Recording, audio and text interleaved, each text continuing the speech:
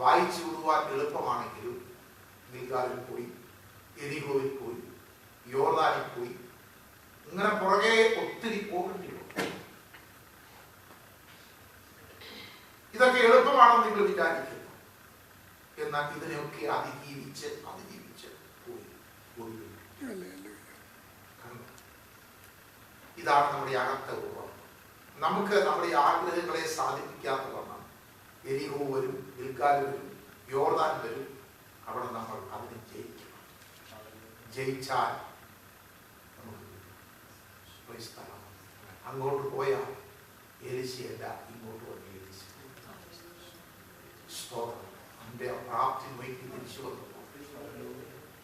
അതെ, ദൈവം നമ്മുടെ വിഷയത്തിന്റെ പേരിൽ സഹായിക്കും. നമ്മൾ എരിഹോനെ കണ്ട് പേടിക്കുന്നു, ഗിൽഗാലിനെ കണ്ട് പേടിക്കുന്നു, നമ്മൾ യോർദാൻ കണ്ട് പേടിക്കുന്നു. സ്തോത്രം. നമുക്ക് ഇങ്ങനെ ചിന്തിക്കാം, ദൈവമേ അങ്ങോട്ട് പോകുമ്പോൾ ഏരിയാവ് കൂടെ ഉണ്ട്, യോർദാൻ വെട്ടിച്ചാക്കാൻ കിടക്കാൻ. അവിടുത്തെ ഏരിയാവിനെ കൊണ്ടുപോയാൽ ഇങ്ങോട്ട് ആരെങ്കിലും തിരിച്ചു പോകും. ഇന്നത്തെ പോലെ തിരിച്ചു പോകാനുള്ള സൗകര്യങ്ങളൊന്നും അന്നില്ല. ഞാൻ ഒരു കാര്യം ചോദിച്ചുകൊണ്ടാണ് ഇവന്റെ പുറകെ പോകുന്നത്.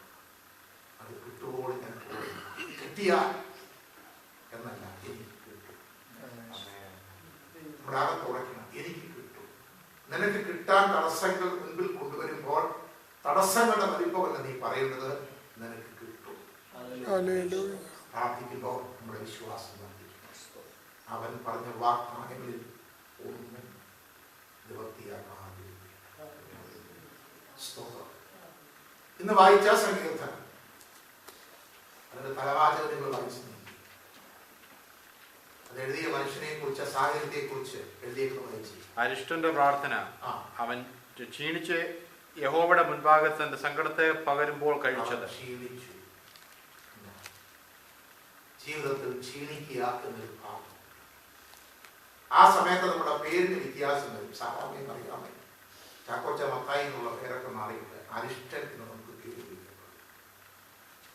ഇന്നലെ ഞാൻ പറഞ്ഞില്ലേ, നമ്മൾ മരിച്ചു കഴിയുമ്പോൾ നമുക്ക് എല്ലാവർക്കും ഒരു പേര് കിട്ടുന്നു. ബോഡി. ബോഡി എപ്പോഴാണ്? ഡോക്ടർ എപ്പോഴാണ് കൊണ്ടുവരുന്നതെന്ന് ചോദിക്കത്തില്ല. എഞ്ചിനീയർ എപ്പോഴാണ് കൊണ്ടുവരുന്നത് ചോദിക്കത്തില്ല. പാസ്റ്റർ എപ്പോഴാണ് കൊണ്ടുവരുന്നത് ചോദിക്കത്തില്ല. ബോഡി എപ്പോൾ. ഇതുപോലെ നമുക്ക് പ്രയാസങ്ങൾ കൂടിക്കഴിയുമ്പോൾ നമ്മുടെ പേരിന് വ്യത്യാസം. അരിഷ്ടൻ. ആ ജീവിതത്തിലല്ല ഈ പേര് വിളിക്കപ്പെടാൻ, പക്ഷെ ഇത് അനുഭവിച്ചു എല്ലാവർക്കും. അവന്റെ കഴിവ് അപ്പോൾ കണ്ടോ? അരിഷ്ടൻ എന്ത് അനുഭവത്തിൽ എത്തിച്ചേരും? നമ്മൾ മനുഷ്യരാണ്, നമ്മൾ ക്ഷീണിക്കും. ഇത് ശാരീരികമായ ക്ഷീണമല്ല ഇവിടെ പറഞ്ഞിട്ടുള്ളത്, മനസ്സ് ക്ഷീണിക്കണം.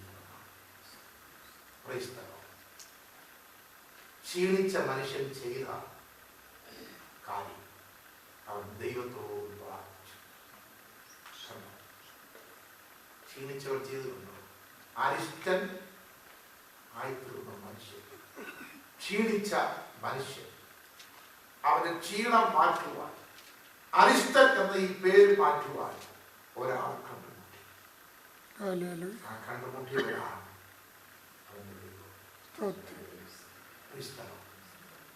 ഇവിടെ പഠിപ്പിക്കുന്ന അനേക പാഠങ്ങളുണ്ട്. ഏത് ഉന്നതനായ മനുഷ്യനും ഏത് ഭക്തനായ മനുഷ്യനും ജീവിതത്തിൽ ക്ഷീണിക്കുന്ന സമയം വരും. സ്തോത്രം. ഏത് വലിയവനും ക്ഷീണിക്കുന്ന സ്ഥിതി ജീവിതത്തിൽ വരും.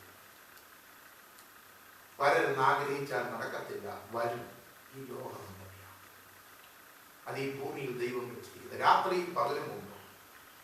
നിശ്ചയം മനുഷ്യന് ജീവിതത്തിൽ സന്തോഷവും കൊടുക്കും. നീ വിവാഹത്തിനാണെങ്കിലും വരും, അല്ലെങ്കിലും വരും. നീ എത്ര ഉന്നതനാണെങ്കിലും വരും, ഉന്നതനല്ലെങ്കിലും വരും. ലോകത്തിൽ നിങ്ങൾക്ക് കഷ്ടങ്ങൾ. നീതിമാനുണ്ട്, അനർത്ഥ്യങ്ങൾ. ദുഷ്ടനുണ്ട്, അനർത്ഥം. ഈ ഭൂമിയിൽ അതുള്ള ആ സമയത്ത് ദൈവമക്കൾ, ഭക്തന്മാർ തെരഞ്ഞെടുക്കുന്ന മാർഗം ഇവിടെ എന്താണ് ഈ മനുഷ്യന് സംഭവിച്ചിരിക്കുന്നത്? അവന്റെ സ്ഥിതിയെ കുറിച്ച് അവൻ പറയുന്ന അനേക കാര്യങ്ങൾ ഇതിനകത്ത് കാണാനായിട്ട് സാധിക്കും. അതിന്റെ 9-ാമത്തെ വാചകം ഞാൻ അപ്പം പോലെ ചാരം തിന്നുന്നു, എന്റെ പാനീയത്തിൽ കണ്ണുനീർ കലയ്ക്കുന്നു എന്ന് പറഞ്ഞ എന്തുവാ? യഹൂദന് ദുഃഖം വരുമ്പോൾ അവൻ പൂഴിയും ചാരവും ഒക്കെ വാരി ദേഹത്തിൽ തലയിൽ ഒട്ടിയിടും. അത് ദുഃഖത്തിന്റെ, നമ്മുടെ നാട്ടിൽ ചില നെഞ്ചത്തിരിക്കുന്നത് പോലെ അവന് ചാരം വാരി ദേഹത്തും കൊടുത്തു. അതെല്ലാം മുഖത്തും പൊക്കിയിരിക്കും. കരയുമ്പോൾ അവന്റെ കണ്ണുനീരോട് കൂടി ഈ ചാരവും കൂടി കൂടി താഴെ കൂടി അവൻ കുടിക്കുന്ന പാത്രം കഴിക്കുന്ന അപ്പുറത്ത് ഈ ചാരവും കണ്ണുനീരും ഒക്കെ ചെയ്യും. അതോട് ചേർത്താണ് നോമ്പ് കഴിയുന്ന വൃത്തിയാക്കി ഒന്നുമല്ല, ആ വേദനയോട് സോമപാസ്റ്റർക്ക് ഇപ്പോൾ കുറച്ച് വെള്ളം കൊടുക്കാമെങ്കിൽ അത് ഏത് വെള്ളമാണെന്നും അദ്ദേഹം നോക്കത്തില്ല. എന്തോ കിട്ടിയാലും ഇതുപോലെയാണ് കരഞ്ഞിരിക്കുന്ന മനുഷ്യൻ, വേദനിക്കുന്ന മനുഷ്യൻ. അവന്റെ ആ ചാരവും ആ കണ്ണുനീരും ചേർത്ത് അവൻ കുടിക്കുന്നു. അതാണ് അങ്ങനെ വരാനുള്ള കാര്യമില്ല. അവന്റെ അവസ്ഥയിലേക്ക് അവൻ കടന്നു വന്നപ്പോൾ 24-ാമത്തെ വാക്യം,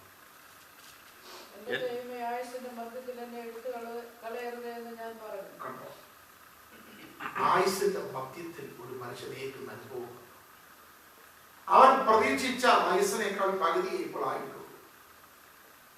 നമുക്ക് നമ്മള് ഒരു കണക്ക് കൂട്ടിച്ചിടപ്പോൾ എന്റെ അപ്പച്ചൻ എത്ര വയസ്സ് ജീവിച്ചിരുന്നു, എന്റെ വല്യപ്പച്ചൻ എത്ര വർഷം ജീവിച്ചിരുന്നു, ഏകദേശം ഇപ്പൊ ആവറേജ് ഒരു പുരുഷനുള്ള ആയുസ് ഭൂമി ഇത്രയാണ്, ഒരു സ്ത്രീക്കുള്ള വയസ്സ് ഇത്രയാണ്, അതുകൊണ്ട് എനിക്ക് ഇത്രയൊക്കെ കിട്ടും എന്നൊക്കെ ഒരു ധാരണ നമ്മുടെ അകത്ത്. ഈ മനുഷ്യനും അങ്ങനെ കണക്ക് കൂട്ടി. എന്നാൽ ഇവിടെ തനിക്ക് ബോധ്യമായി തനിക്ക് മുന്നോട്ട് പോകാൻ കഴിയാത്ത സ്ഥിതി. ഇത് ശാരീരിക രോഗമാണ് ഈ മനുഷ്യനെ ബാധിച്ചത്. തന്റെ രോഗ നിമിത്തം താൻ തനിക്ക് വിധി എഴുതുകയാണ്, ഇനി മുന്നോട്ട് പോകാൻ കഴിയും. സ്തോത്രം. താൻ ദൈവത്തെ കുറിച്ച് താൻ എഴുതുമ്പോൾ ദൈവം അവനെ എടുത്ത് എറിഞ്ഞു കളഞ്ഞു എന്ന രീതിയിലാണ് അവൻ അവനെ കുറിച്ച് ചിന്തിക്കുന്നത്. ദൈവം എന്നെ എടുത്ത് എറിഞ്ഞു കളഞ്ഞു എന്ന രീതി. അതിന്റെ 10-ാമത്തെ വാക്യം,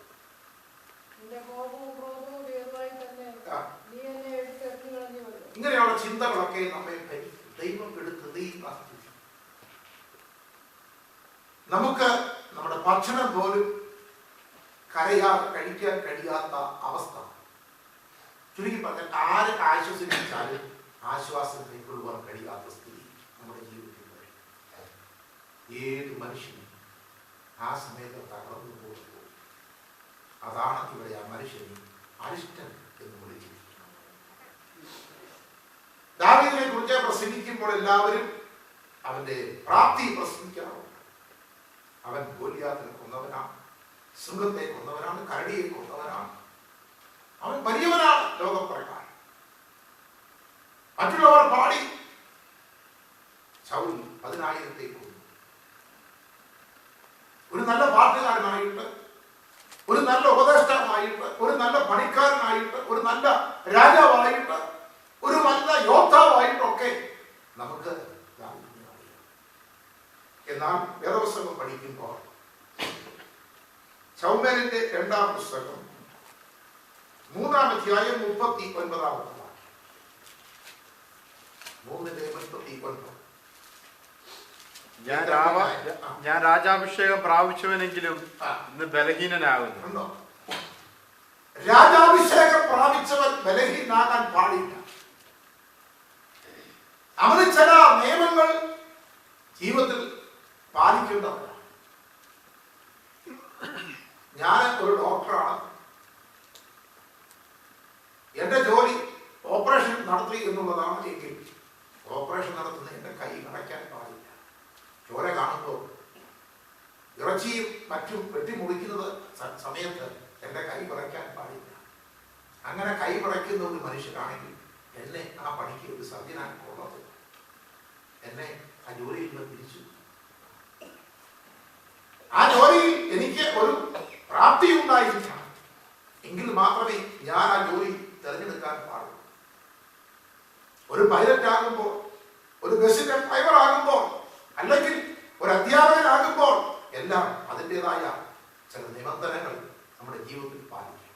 ഇതുപോലെ ഒരു പട്ടാളക്കാരൻ, അവനെ കൂടെ ചില പട്ടാളക്കാർ വെടിയുണ്ട് താഴെ വീഴുന്നത് കാണുമ്പോൾ അവൻ പുറകോട്ട് ഓടാൻ പാടില്ല.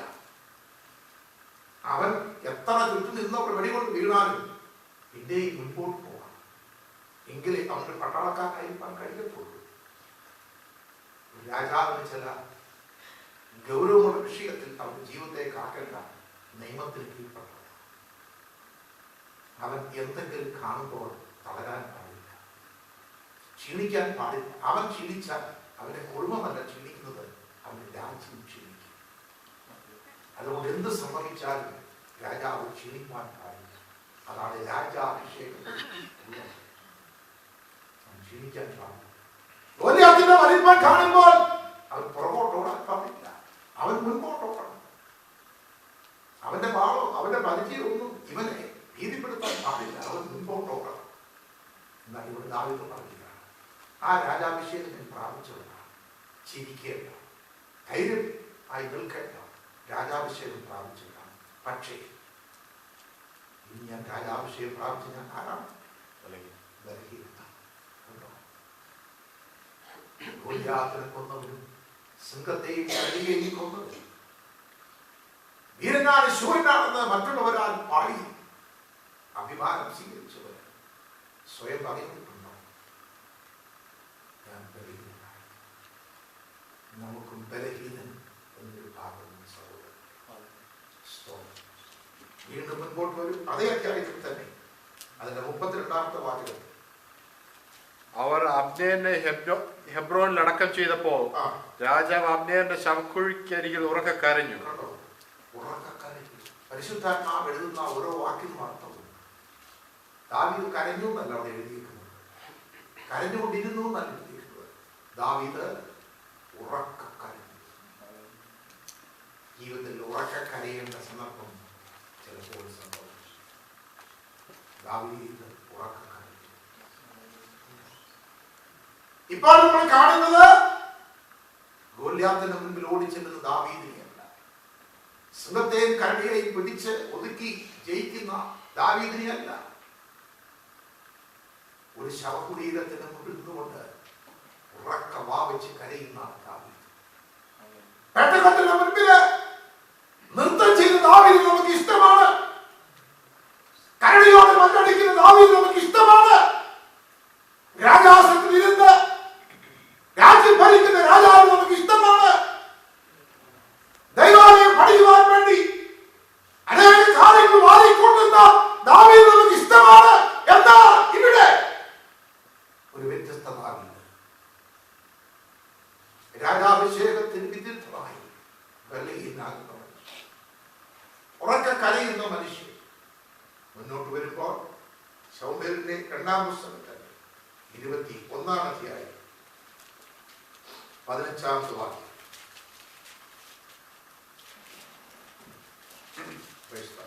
ഫെലിസ്ത്യർക്ക് ഇസ്രായേലിനോട് വീണ്ടും യുദ്ധമുണ്ടായി. ദാവീദ് തന്റെ ഭൃത്യന്മാരുമായി ചെന്ന് ഫെലിസ്ത്യരോട് പടയേറ്റു. ദാവീദ് തളർന്നുപോയി. ഈ രംഗം നിങ്ങൾ നോക്കി. പണ്ട് ഫെലിസ്ത്യന്റെ മുമ്പിൽ നിന്നത് ഇവനാരായിട്ടാണ്. ഇവനെ കണ്ട് ഫെലിസ്ത്യ ഓടി. ഫെലിസ്ത്യ വല്ലവരും തല വെട്ടി മുറിച്ച് ഇങ്ങോട്ട് കൊണ്ടുവരുമ്പോൾ ഫെലിസ്ത്യർ ഇവരും കൊണ്ടുപോയി. ഇന്ന് ദാവീദിനെ നിങ്ങൾ നോക്കി. ഇതേ ഫെലിസ്ത്യരോട് ദാവീദ് പടയാളികളോട് ചേർന്ന് പടയേറ്റു. അന്ന് ദാവീദ് ഒറ്റയ്ക്കാണ്, ഇന്ന് അവന്റെ കൂടെ പടയാളികളുമുണ്ട്. എന്നിട്ട് ദാവീദ് തളർന്നു പോയി. ഉടനെ സംഭവിച്ചത് ഫെലിസ്ത്യൻ മല്ലന്മാരിൽ മറ്റൊരുവൻ, അവന്റെ പ്രാപ്തി അവർ എഴുതിയിട്ടുണ്ട്. ആ വാക്യം കൂടെ ചേർത്ത് വായിച്ച്. അപ്പോൾ 300 ശേക്കൽ തൂക്കമുള്ള താമ്രശൂല്യം ധരിച്ചവനും പുതിയ വാൾ അരക്കി കെട്ടിയവനുമായി രാഫ മക്കളിൽ ഇശ്ബായി ബെനോബ് എന്നൊരുവൻ ദാവീദിനെ കൊല്ലുവാൻ ഭാവിച്ചു. പുതിയ വാളുമായി ദാവീദിന്റെ മുന്നിലേക്ക് ഒരു മല്ലൻ ചാടി വീഴുന്നത് കൊണ്ടോ കൊല്ലാൻ. ആ സമയത്ത് ദാവീദിന്റെ കയ്യിൽ കല്ലിന്റെ കവണിയില്ല. ദാവീദ് തളർന്നുപോയി. അവന്റെ കൈ വാളെടുക്കാൻ കഴിയാതെ തളർന്നുപോയി. അവന്റെ ശരീരം തളർന്നുപോയി. നിനക്കെതിരായിട്ട് പുതിയ വാള് മുൻപിൽ നിൽക്കുക. അവന് നല്ല ബലമാണ്, പക്ഷെ നിനക്ക് ഒരു ബലവുമില്ല. ഒത്തിരി ദൂരത്തിനകത്തുണ്ട് സഹോദരൻ. ഓടാൻ ആരോഗ്യമുള്ള കാലും എറിയുവാൻ പ്രാപ്തിയുള്ള കൈയും കവണയും കല്ലും ഉള്ളപ്പോൾ മാത്രമല്ല ദൈവം നിനക്ക് സഹായം.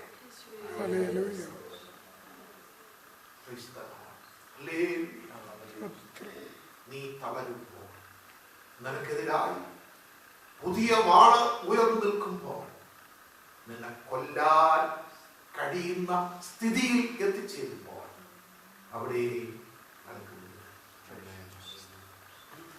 ദാവീദ് മരിച്ചു. അതിനെ കുറിച്ച് അവൻ നന്നാ വയസ്സ് ചെന്നവനായി മരിച്ചു. അവനെ കൊല്ലാൻ ദൈവം ആരെയും സമ്മതിച്ചില്ല. ഇനി നിങ്ങളെ നമ്പർ ഇന്ന് ഒത്തിരി പഠിക്കാൻ നമുക്കുണ്ട്. ദാവീദ് ഉറക്കക്കാരൻ, രാജാഭിഷേകം പ്രാപിച്ചവനാണെങ്കിലും ഞാൻ ബലഹീനനാണെന്ന് അവനെ കുറിച്ച് ഏറ്റുപറഞ്ഞു. ദാവീദ് തളർന്നു പോയി. ഞാൻ ഇന്ന് പകരത്താണ് ഈ പഠിപ്പിക്കുന്നത്. ഇതൊരു ദാവീദിന്റെ ജീവിതം മാത്രമല്ല, എനിക്കും നിങ്ങൾക്കും ഇങ്ങനെ സംഭവിക്കും. നമ്മൾ അരിഷ്ടരായി മാറ്റപ്പെടും. നമുക്ക് സങ്കടയാചന ഉണ്ടാകില്ല. ഈ സമയത്ത് സങ്കീർത്തനം നമ്മൾ വായിക്കുന്നത് 102-ാം സങ്കീർത്തനം 21-ാമത്തെ വാക്യം. ബദ്ധന്മാരുടെ ഞരക്കം കേൾപ്പാനും മരണത്തിന് നിയമിക്കപ്പെട്ടവരെ വിടുവിപ്പാനും യഹോവ തന്റെ വിശുദ്ധമായ ഉയരത്തിൽ നിന്ന് നോക്കി സ്വർഗത്തിൽ നിന്ന് ഭൂമിയെ തൃക്കൺ പാർത്തുവല്ലോ.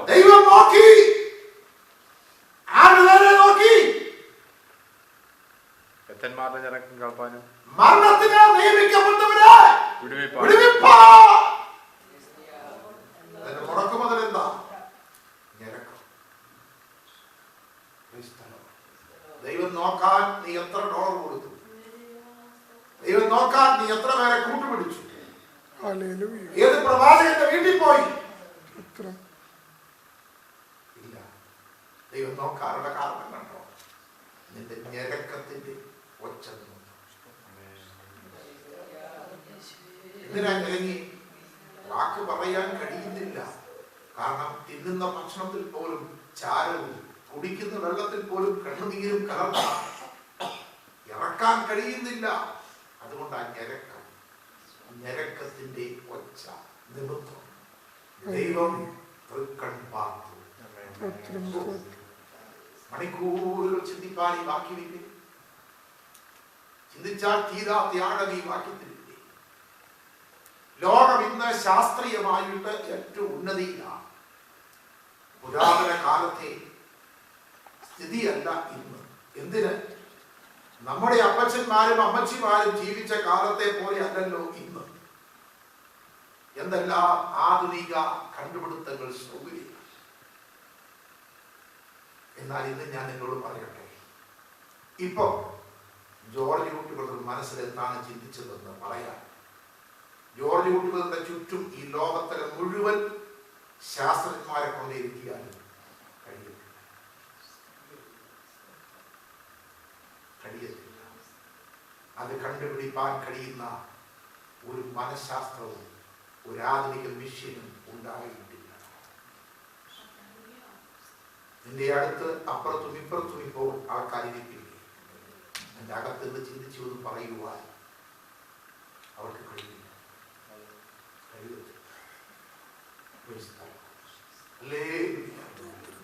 എന്നാൽ നിന്റെ ആ ഞരക്കത്തിന്റെ ഒച്ചയുടെ കാരണം പറയുവാൻ കഴിയുന്ന ഇവിടെയാണ് ദൈവശാസ്ത്രത്തിന്റെ ശക്തി. ഇവിടെയാണ് ദൈവത്തിന്റെ വലിപ്പം. ഇതാണ് ആത്മീയ ശ്രേഷ്ഠത. നമ്മുടെ അകം അറിയുന്ന, ഉള്ളതുപോലെ അറിയുന്ന നമ്മുടെ ദൈവം. എത്ര പണം മുടക്കിയാലും എത്ര ഉന്നതരായ മനുഷ്യർ ഒരുമിച്ച് കൂടിയാലും അറിയാൻ കഴിയാത്തത് അറിയുവാനും അതിന് പ്രതിവിധി തരുവാനും കഴിവുള്ള ഒരുവരേ ഉള്ളൂ. അവനാണ് നാം സേവിക്കുന്ന ദൈവം.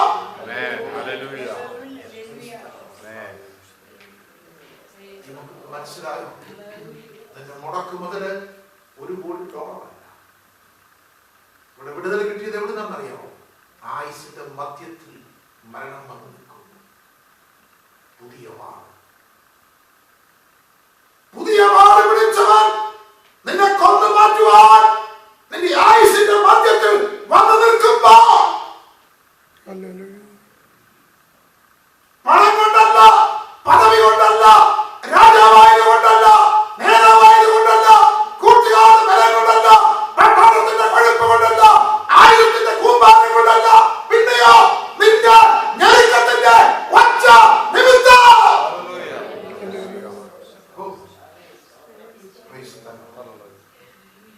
ദൈവത്തെ കടന്നു പിടിക്കണം. വിശ്വാസത്തിന്റെ കരം കൊണ്ട് മുറുകെ പിടിക്കണം. ഈ വാള് എന്റെ ആയുസിന്റെ മധ്യത്തിൽ എന്റെ മേൽ വീഴത്തില്ല. കാരണം ലോകം ഈ വാള് കാണുമ്പോൾ ഞാൻ കാണുന്നു, എന്നെ കാണുന്നു. സ്വർഗത്തിലെ ദൈവം എന്നെ നോക്കുന്നു. അത് മതി. ദൈവം നോക്കിയാൽ മതി. നിന്റെ കാര്യം വിജയം. സ്തോത്രം. ഈ സംഗീതം കണ്ട് പറയുകയാണ്, ദൈവം ഇങ്ങനെ പ്രവർത്തിക്കുന്നതിന് ദൈവത്തിന് ഉദ്ദേശമുണ്ട്. എന്താണ് ആ ഉദ്ദേശം? 18-ാമത്തെ വാചകം.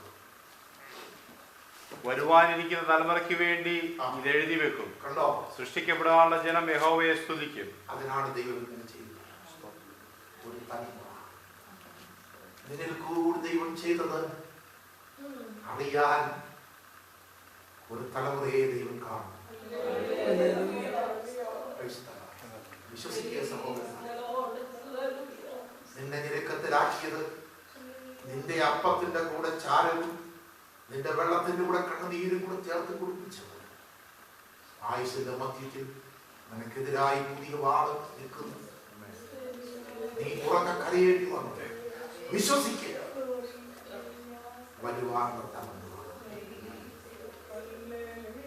നിനക്കത് കാണാൻ കണ്ടില്ല. ദൈവത്തിനത് കാണാൻ കണ്ടു. നാളുകളായി നീ പ്രാർത്ഥിക്കുന്നു, നീ കരയുന്നു, അവിശ്വസിച്ചിട്ടും പിന്നെ നീ പ്രാർത്ഥിക്കുക. നിനക്ക് പലപ്പോഴും ഞാൻ നിന്നോട് പറയും, എന്റെ മക്കൾ ശരിയാകത്തില്ല, ഇത് വിടിവിക്കപ്പെടത്തില്ലെന്ന് അകം പറയുമെങ്കിലും പിന്നെ നീ അങ്ങ് പ്രാർത്ഥിക്കുക. നീ അല്ലേ നിന്റെ അകം കൊണ്ട് പറഞ്ഞത് ശരിയാകാൻ ബുദ്ധിമുട്ടാണ്, പിന്നെ എന്തിനാ നീ പ്രാർത്ഥിച്ചത്? എന്നാൽ നിന്റെ ആഗ്രഹം കൊണ്ട് നീ പ്രാർത്ഥിക്കുക. ഞാൻ ദൂത് തരുന്നു, കർത്താവ് എനിക്ക് തന്നത്. ദൈവത്തിന്റെ കണ്ണ് കാണുന്നതാണ് ശരി. നമ്മുടെ ചിന്തയല്ല ശരി, നമ്മുടെ വിചാരമല്ല ശരി. നമ്മുടെ പ്രയാസം കൊണ്ട് നമ്മൾ അധികപ്പെട്ട് ചിന്തിക്കുകയാണ്. നമ്മുടെ വിഷമം കൊണ്ട് നമ്മൾ വേറെന്തൊക്കെയോ ചിന്തിക്കുകയാണ്. അതല്ല ശരി.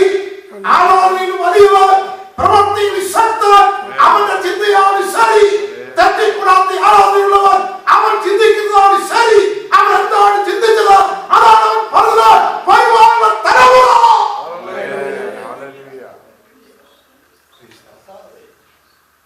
ദൈവത്തിന് കഴിയാതെ. അതെ, അതാണ്. അതിനുവേണ്ടി ദൈവം ഇങ്ങനെയൊക്കെ ചെയ്യും. അങ്ങനാണെങ്കിൽ ദൈവത്തിന് സ്വതന്ത്രം പറഞ്ഞു നിന്റെ നിലവിളിക്ക് നിനക്കെതിരെ വാഴുന്നത് ദൈവത്തിന് സ്തോത്രം പറഞ്ഞു. ദൈവത്തിന്റെ ഒരുപാട് തലമുറ ദൈവത്തെ സ്തുതിപ്പാം. ദൈവം ഇങ്ങനെയൊക്കെ ചെയ്തു. കാരാഗ്രഹത്തെ ദൈവം ഇളക്കിയത്, കാരാഗ്രഹത്തിലെ പടയാളികളുടെ കാരാഗ്രഹത്തിലെ കുറ്റവാളികളുടെ ചങ്ങലകൾ അഴിച്ചു മാറ്റിയത് അവരെ അവിടെ നിന്ന് ഓടിച്ചു വിടാൻ വേണ്ടിയല്ല, അവരെ കൂടെ രക്ഷിപ്പാൻ. പൗലോസിന്റെ പാട്ടിന്റെ പിന്നിൽ, പ്രാർത്ഥനയുടെ പിന്നിൽ അവരുടെ ചങ്ങല മാത്രമല്ല, അവരെ കിടന്ന് എല്ലാവരെയും ചങ്ങല. അവരാരും പ്രാർത്ഥിച്ചില്ല, അവരാരും പാടിയില്ല, അവർ പാട്ട് കേട്ടു. പാടിയത് പൗലോസും ശീലാസും. കുറ്റവാളികൾ കേട്ടു. അവരോടാരും പ്രസംഗിച്ചില്ല, അവരോടാരും ദൂത് പറഞ്ഞില്ല, അവരൊരിക്കലും പ്രതീക്ഷിച്ചുമില്ല ഇങ്ങനെ ഒരു വിടുതൽ കിട്ടുക. പ്രതീക്ഷിക്കാത്ത സമയത്ത്, ചിന്തിക്കാത്ത സമയത്ത് കൊടും പാവികളായി ചങ്ങലയിൽ ബന്ധിക്കപ്പെട്ട് കിടന്നവരെ ഒരു പാട്ട്, ഒരു പ്രാർത്ഥന രക്ഷിച്ചിരിക്കും. നിന്റെ പാട്ടും പ്രാർത്ഥനയും നിമിത്തം, നിന്നെ ഈ ബന്ധനത്തിൽ, ഈ ചങ്ങലയിൽ ആക്കിയത് നിമിത്തം ചില കൊടും വ്യക്തികൾ മോചനം പ്രാപിക്കും. അതിന് ദൈവം കൊടുക്കും, അതിന് ദൈവം കൂട്ടിക്കും. ഈ കുലുക്കത്തിൽ ക്ഷീണിക്കരുത്. ഇത് ദൈവത്തിന്റെ പ്രവൃത്തിയാണ്. എന്തിനാ? ദൈവത്തിന് ചേർന്ന് കൂടെ വേണം. ദൈവത്തിന് ചേർന്ന് കൂടെ വേണം. സാത്താന്റെ അടിമത്തത്തിൽ കിടക്കുന്ന, പാപത്തിന്റെ അടിമത്തത്തിൽ കിടക്കുന്ന, പിശാചിന്റെ ചങ്ങലയിൽ കിടക്കുന്ന ചിലരെ കൂടെ ദൈവത്തിന് വേണം. അതിനുള്ള ദൈവത്തിന്റെ കടന്ന് ആഴമായി വിശ്വസിക്കുക. ദൈവത്തിന്റെ വചനം ഗൗരവമായി ഏറ്റെടുക്കുക. ക്ഷീണിക്കരുത്, ഈ കുലുക്കത്തിൽ ക്ഷീണിക്കരുത്. ദൈവത്തിന് സ്തോത്രം ചെയ്യുക. വിശ്വാസത്തെ ശക്തിയുള്ള കരം മുറുകെ പിടിക്കുക. കർത്താവേ, നീ നല്ലവൻ. പെറ്റ തളർന്ന കുഞ്ഞിനെ മറക്കുമോ? ഒരു സ്ത്രീ പ്രസവിച്ച കുഞ്ഞിനെ അവൾ മറക്കുമോ? മറന്നാലും ഞാൻ നിന്നെ മറക്കുകയില്ല. ഹല്ലേലൂയ. വചനം ഏറ്റെടുത്ത് നമുക്ക് ഭവനങ്ങളിലേക്ക് മടങ്ങാം. യേശു നല്ലവൻ. എത്ര നല്ലവൻ യേശുനായകൻ, ഏത് നേരത്തും നടത്തിയിടുന്നവൻ.